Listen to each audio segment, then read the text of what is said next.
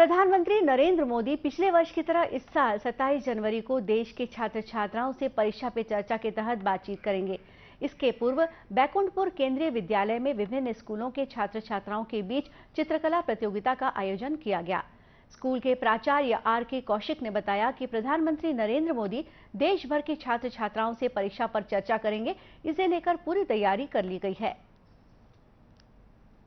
इस प्रतियोगिता का जो विषय है ये माननीय मोदी जी द्वारा लिखी गई पुस्तक एग्जाम वॉरियर में उनके द्वारा परीक्षा के तनाव को कम करने के लिए जो मंत्र दिए गए हैं उनसे संबंधित विषयों पर ये प्रतियोगिता आयोजित की गई है।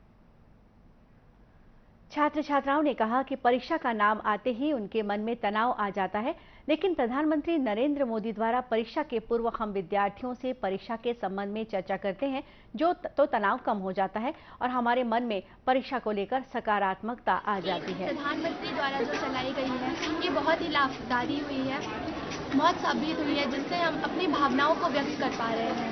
इस स्कीम से हम अपने भावनाओं को प्रधानमंत्री तक पहुंचा पा रहे हैं और यहाँ केंद्रीय विद्यालय में हो रहे चित्रकला प्रतियोगिता से हमें बहुत कुछ सीखने को मिला। यहाँ हमें हर पढ़ाई से अलग करने की एक अलग ही एक्टिविटी कराई जाती है। यहाँ केंद्रीय विद्यालय में हर समय अलग अलग रुचि में ध्यान देने के लिए कंपटीशन कराई जाती है। परीक्षा पे चर्चा पे हमें 25 टॉपिक दिया गया है जो हम मन पसंदीदा टॉपिक चूज करके केंद्रीय विद्यालय में आज उपस्थित हैं और हमें केंद्रीय विद्यालय में सभी को समान सामग्री उपलब्ध कराया गया। वहीं प्रधानमंत्री नरेंद्र मोदी के परीक्षा पे चर्चा कार्यक्रम में शामिल होने के लिए खैरागढ़ छुईखदान गंडई जिले की छात्रा रश्मि प्रजापति सोमवार को दिल्ली रवाना हो गई। आत्मानंद इंग्लिश मीडियम स्कूल में पढ़ने वाली इस छात्रा के चयन से क्षेत्र के शिक्षा जगत में हर्ष का माहौल है।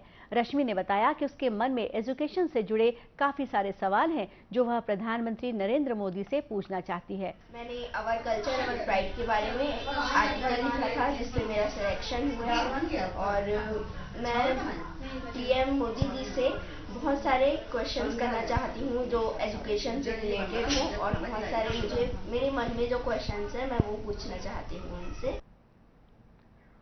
स्कूल के प्राचार्य पवन कुमार का कहना है कि विद्यालय के लगभग 165 विद्यार्थियों और 17 शिक्षकों ने इस कार्यक्रम में शामिल होने अलग अलग विषय पर आलेख लिखा था जिसमें रश्मि का चयन हुआ है। कल्चर अवर प्राइड विषय पर आलेख लिखने के लिए चयन हुआ है।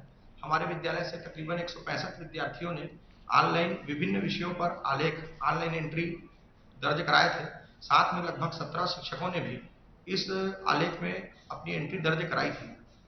संपूर्ण छत्तीसगढ़ राज्य में केवल 2 ही विद्यार्थियों का चयन हुआ है जिसमें से दुर्ग संभाग से रश्मि सेजेस गंडई की एकमात्र छात्रा है और यह इस संपूर्ण क्षेत्र के लिए हमारे नवीन जिले खैरागढ़ छुईखदान गंडई के लिए भी एक बहुत बड़ी उपलब्धि है कि नवीन जिला बनने के बाद यहाँ से इस विद्यालय से एक छात्रा का चयन राष्ट्रीय स्तर के किसी कार्यक्रम के लिए हुआ है।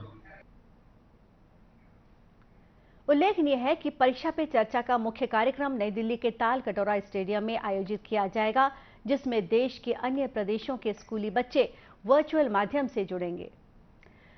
छत्तीसगढ़ में बलरामपुर जिले के नक्सल प्रभावित सरहदी गांव चुना और पुंदांग में आजादी के बाद पहली बार सड़क पहुंची और लगभग 10 साल से बंद साप्ताहिक बाजार की रौनक भी लौट आई है। वहीं गांव में सीआरपीएफ और जिला पुलिस बल का कैंप भी स्थापित हो गया है जिससे अब ग्रामीणों के मन से नक्सलियों का भय दूर हो गया है। जिले के कलेक्टर विजय दयाराम के ने कहा कि गांव को विकास से जोड़ा जा रहा है जहां पर राज्य सरकार की गौठान योजना के तहत गौठान का निर्माण भी कराया जा रहा है जिससे पशुपालकों से गोबर की खरीदी भी शुरू की जाएगी। अभी 2014 से जो प्रधानमंत्री ग्रामीण सड़क योजना का रोड जो स्वीकृत हुआ था वो भी सुरक्षा के दृष्टिकोण के देखते हुए वहां पे दिक्कत हो रहा था और 2017 में से बंद हो गया था। अभी लोग वहां पे मोटरेबल रोड हम लोग बना चुके हैं। जैसे आपने बताया कि वहां पे जो मार्केट भी लग रहा है, मैं समझता हूं कि जिस किसी भी एरिया में फ्री ट्रेड और कॉमर्स जहां पे होना शुरू हो जाता है वहां अपने आप सुरक्षा के दृष्टिकोण से महत्व माना जा सकता है। वहां पे एक बिना कोई झिझक के वहां पे लोग अपना आदान प्रदान सामानों का आदान प्रदान कर सकते हैं। जिले के पुलिस अधीक्षक मोहित गर्ग ने बताया कि सीआरपीएफ तथा जिला पुलिस के कैंप खुलने से लोग अब आसानी से अपने दैनिक कामकाज कर रहे हैं। लोगों का भरोसा सरकार के प्रति बढ़ रहा है। डेवलपमेंट वर्क्स के बाकी और जो भी शासकीय नीतियां हैं और जो गवर्नमेंट स्कीम्स है, वेलफेयर स्कीम्स, उनको पहुंचाने के लिए हमने जिले में और हमारे जो छत्तीसगढ़ झारखंड बॉर्डर है, बूढ़ा पहाड़ जो एरिया है, जो हमेशा से नक्सल हब रहा है, एक बड़ा उनका डगआउट रहा है, वहाँ पर 4 कैंप्स इस साल हम लोगों ने भी पिछले 4 महीनों में लगाए हैं। उससे पहले भी साल के शुरुआत में हम लोगों ने मुताई मोड़ कैंप लगाया था, जिसके बाद से वहाँ पर जो रोड निर्माण कार्य है, पीएमजीएसवाई का जो रोड है, उसके निर्माण की कार्य में काफ़ी गति आई है और अभी हम लोग चुंचना पुंदाग तक अर्थ वर्क रोड कंप्लीट करा पाए हैं। कलवर्ट्स का काम अभी चल रहा है और हमें पूरी उम्मीद है कि जो पक्का सड़क है वो भी बारिश से पहले वहाँ बन जाएगी।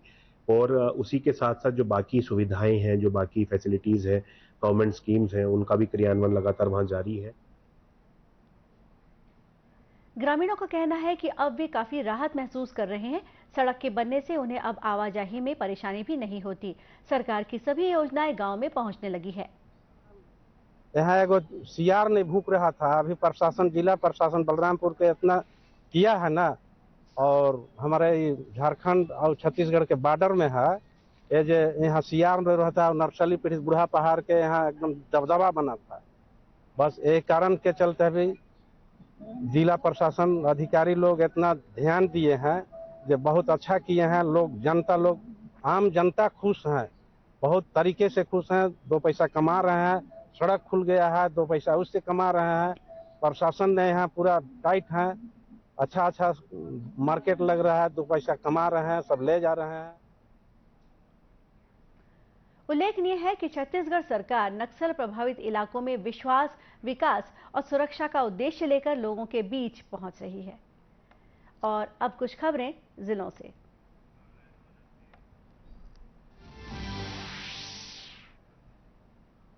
साजा विधानसभा के ग्राम पंचायत समरिया के आश्रित ग्राम कातलवोड़ में आयोजित राउत नृत्य कार्यक्रम में कृषि मंत्री रविंद्र चौबे ने शिरकत की। इस अवसर पर कृषि मंत्री ने कहा कि इस गांव में पिछले 9 साल से राउत नृत्य प्रतियोगिता का आयोजन किया जा रहा है।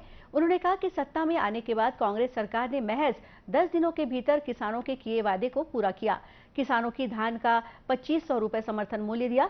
इस साल 2640 रुपए में धान खरीद रहे हैं और आने वाले साल में 2800 रुपए में किसानों से धान खरीदेंगे।